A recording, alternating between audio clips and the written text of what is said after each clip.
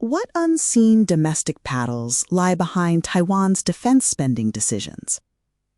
When we talk about Taiwan's defense, the conversation often centers on their will to fight or Washington's strategic demands.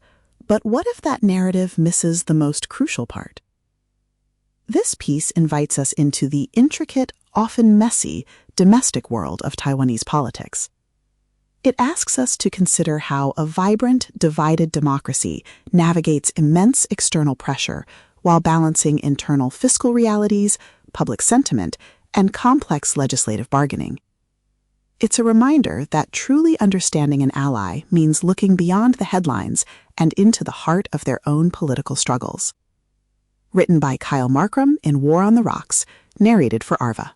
Join War on the Rocks and gain access to content trusted by policymakers, military leaders, and strategic thinkers worldwide. On May 8th, Taiwan's legislative yuan broke a grueling 6-month stalemate by passing a landmark $25 billion defense budget, catching many observers off guard. The vote brought sudden end to an agonizing legislative deadlock that had pushed U.S. Taiwanese relations to the edge. For months, long-simmering frustration in Washington over Taiwan's defense trajectory has threatened to boil over, catalyzed by an unprecedented bipartisan open letter from U.S. senators demanding that Taiwan authorize the pending defense packages. The optics grew even more fraught as Chang Li-won, the newly elected chairwoman of the Kuomintang, Taiwan's largest opposition party, embarked on a controversial peace mission to Beijing to meet with General Secretary Xi Jinping. Media reports have amplified Chang's appeals for dialogue alongside her critiques of Washington. This coverage fuels a growing narrative in Washington that the opposition's refusal to pass President Lai Ching-te's $40 billion special defense budget, coupled with high-profile overtures to Beijing, signals a compromised ally unwilling to invest in its own survival. However, this narrative oversimplifies Taiwan's internal realities, risking misdiagnoses of both the problem and the appropriate policy response. The country's defense trajectory is the result of complex domestic political bargaining rather than a matter of national will to fight. While U.S. media may frame the budget's passage as a validation of Washington's pressure campaign, a closer look at the legislative fine print suggests a strained compromise rather than a clear-cut triumph. The $15 billion reduction from the original request and the strict earmarks to U.S. hardware, sidelining the domestic innovation critical to a true porcupine strategy, underscore the remaining hurdles in Taiwan's domestic politics. Moving forward, Washington should transcend seeing Taiwan through the narrow prism of its own China policy and develop a more granular understanding of the domestic pressures inherent in a vibrant, often divided democracy. Only by recognizing Taiwan as an autonomous actor with its own internal logic can U.S. policymakers move beyond periodic frustrations and help resolve the legislative bottlenecks that continue to threaten mutual security. Taiwan's defense budget impasse began with a series of U.S. demands that seemed strategically unattainable from Taipei's perspective. During his March 2025 Senate confirmation hearing, Undersecretary of Defense for Policy nominee Elbridge Colby articulated a hardline burden-sharing stance, suggesting that with Beijing's intensified military buildup, Taiwan should spend 10% of its GDP on defense. To many Taiwanese policymakers, the sheer scale of this demand bordered on fiscal irresponsibility. With a 14.7% tax-to-GDP ratio in 2025, a 10% defense allocation is virtually impossible. Jumping from the current 2.45% would require a wartime mobilization that would defund major domestic social welfare and healthcare programs. For historical context, the United States only reached such levels during the height of the Korean and Vietnam Wars. In an attempt to signal resolve while remaining tethered to economic reality, in November 2025, Lai pledged a compromise target of 5% of GDP for defense spending by 2030. To realize this vision, he proposed a landmark $40 billion 8-year special defense budget, which aimed to bypass standard legislative caps and long processes and accelerate procurement from the United States. Washington responded favorably to Lai's proposal, with the State Department offering welcoming comments and a bipartisan coalition of lawmakers praising the pledge. From Washington's perspective, the budget proposal should be a straightforward sell to the Taiwanese public, assuming Taipei has both the fiscal latitude to raise taxes and a clear strategic necessity for the investment. Yet in reality, it faces a steep uphill battle. Decades of defense neglect have stalled modernization, entrenching institutional inertia. While the current ruling Democratic Progressive Party has reversed this trend, overseeing a 61% spending increase since 2019, this trajectory is likely unsustainable. The political energy required to overcome years of stagnation has now collided with a public and legislature increasingly wary of further spending increases. This resistance was already surfacing in 2021 when the Tsai Ing-wen administration passed an $8.6 billion special budget. That effort marked the beginning of a contentious domestic debate over the sustainability of such rapid increases. In spite of Taiwan's lean tax-to-GDP ratio, the climb of this ratio to a 26-year high in 2025 has induced a sense of fiscal exhaustion. Adding a substantial increase to years of steady growth is a daunting political task, let alone a proposal like Lai's, which is 4 times larger than previous special budgets. The political reality further complicates this ambition. Following the 2024 elections, Taiwan entered an era of divided government, where the ruling party lacks a legislative majority. The legislative yuan is now controlled by a coalition of Kuomintang and the Taiwan People's Party, whose 8 seats granted a decisive kingmaker role. This structural shift has erected a formidable barrier. After the opposition stalled the special defense budget 8 times, the bill finally moved to the committee stage on March 6, 2026, and endured 2 months of intense scrutiny before its sudden passage just ahead of the high-stakes Trump-Xi summit. Facing a hostile legislature, the Lai administration has struggled to reconcile this expenditure with a cohesive national security vision, particularly regarding fiscal trade-offs. Despite budget surpluses driven by semiconductor revenues, the ruling party has yet to present a viable guns versus butter strategy to reassure the public. With little public appetite for further tax increases in the near term, significant defense hikes are perceived as a zero-sum threat to prized social programs, rendering them politically untenable. While previous administrations used special budgets to circumvent these constraints in allocating surplus revenues to fund big-ticket items like F-16s outside the annual cycle, Lai lacks the legislative majority his predecessor enjoyed to push through such spending. In an effort to win over skeptics, Lai has framed the special budget as a strategic investment in economic security, arguing it will boost domestic defense industries and innovation capacities. However, this narrative has failed to gain traction with both the Taiwanese public and the domestic industrial sector. The opposition likened Lai's proposal to paying Washington a protection racket rather than a necessary investment in the country's security. Most notably, retired Lieutenant General and former Kuomintang legislator Herman Shuai dismissed the proposal as a fantasy, arguing the plan neither boosts immediate military readiness nor guarantees American intervention during a crisis. The deadlock lasted for more than 6 months because the Kuomintang-led opposition coalition had successfully stalled the budget by weaponizing long-standing issues in both U.S. foreign military sales and Taiwan's own defense spending record. Lai's proposal includes foreign military sales and ambitious domestic projects intended to bolster long-term defense innovation and production capabilities. The opposition's critique emphasized secret, runaway spending, leveraging deep-seated skepticism to frame the proposal as a blank check. There are 2 sides to this line of attack. First, a significant initiative such as defense spending should not be passed through special budgets, which the opposition claims are opaque by design and shielded from rigorous legislative oversight. Second, they tap into public distrust of domestic procurement, pointing to the corruption scandals that have historically plagued the defense industry.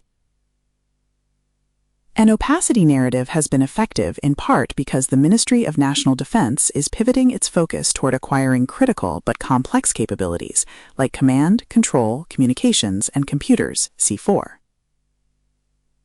While such systems are essential for national self-defense, their upfront costs are difficult to foresee, and their value is hard to visualize. By contrast, legacy platforms like the indigenous Narwhal submarine, while expensive and of questionable strategic utility, offered a physical manifestation of defense spending. By moving away from visible hardware and toward less visible software and systems, the administration has made its procurement approach vulnerable to claims that money is being funneled into a black hole. The political opposition has also pointed to well-documented and high-profile delivery delays of U.S. arms sales to bolster its criticism of the spending increase. Standing in stark contrast to the Porcupine vision, Kuomintang chairwoman Chang Yu championed a $12 billion budget, a significantly downscaled framework, though still larger than the special budget passed in 2021. This approach funds only those weapon systems formally approved by the United States, effectively sidelining the early-stage research and development necessary for long-term self-sufficiency. Chang claimed this version as a constraint on blank check spending, and more importantly, signified the return to a lower-profile defense posture that prioritizes de-escalation to maintain peace. Chang's trip to China was intended to cast the Kuomintang as a peaceful alternative to the Lai administration. However, it exposed severe internal fractures, pitting her accommodationist platform against the party's moderate wing. Driven by intense public pressure to maintain a strong national defense, opposition centrists eventually overrode Chang's minimalist budget and engineered a compromise version, proving that domestic political dynamics are ultimately shaping Taiwan's cross-strait strategy. Chang's visit channeled former President Ma Ying-jeou's more conciliatory approach as a counterweight to Lai's defense buildup. During her meeting with Xi, Chang called for the institutionalization of peace, while calling the United States a catalyst for conflict. Notably, she appeared willing to back down from asserting Taiwan's right of autonomy, making claims that suggested alignment with Beijing's political framework. The sudden passage of the defense budget exposes domestic pressures facing Chang that U.S. officials ignore. Chang is arguably the least experienced and least politically connected leader in Kuomintang's modern history to visit China. As a former Democratic Progressive Party member who flipped to Kuomintang, Chang lacks an established base of internal allies within the party. This precarious standing was evident in her chairmanship victory, which she secured by only a razor-thin margin.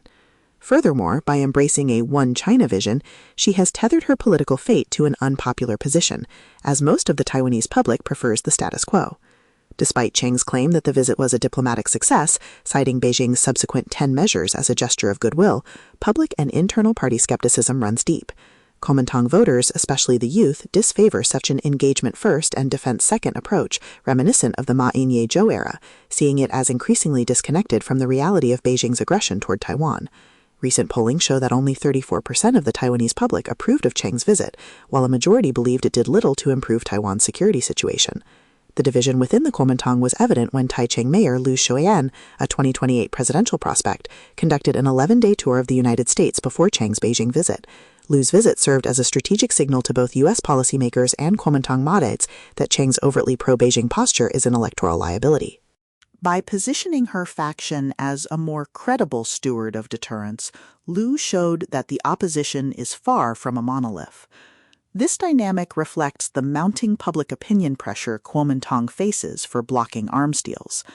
According to the latest poll from Taiwan's Academia Sinica, approximately 70% of the Taiwanese public and up to 61% of opposition-leaning voters supported increased defense spending.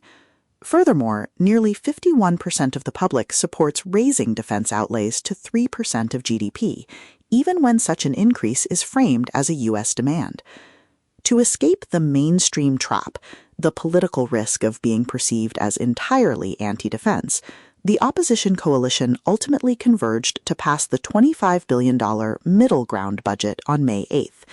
Initially championed by Kuomintang centrist leaders like Liu and Eric Chu, this pragmatic framework authorizes funding for key U.S. procurement items contingent on final agreements, ensuring Taiwan can remain flexible.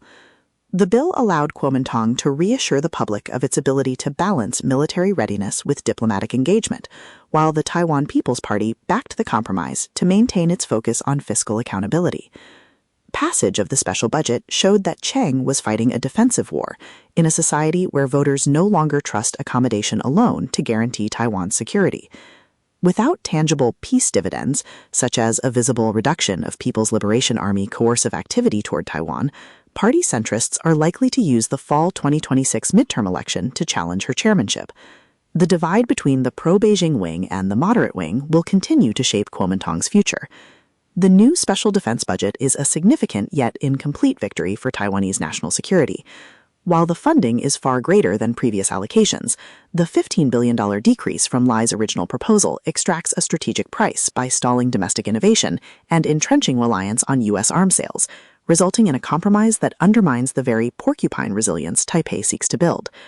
Scrapping the strong bow system, the core of the multi-layered air defense T-dome system, exposes Taiwan to saturation strikes, especially considering U.S. Patriot missile production lags. Similarly, gutting domestic drone initiatives cedes a critical asymmetric edge and a vital industrial opportunity.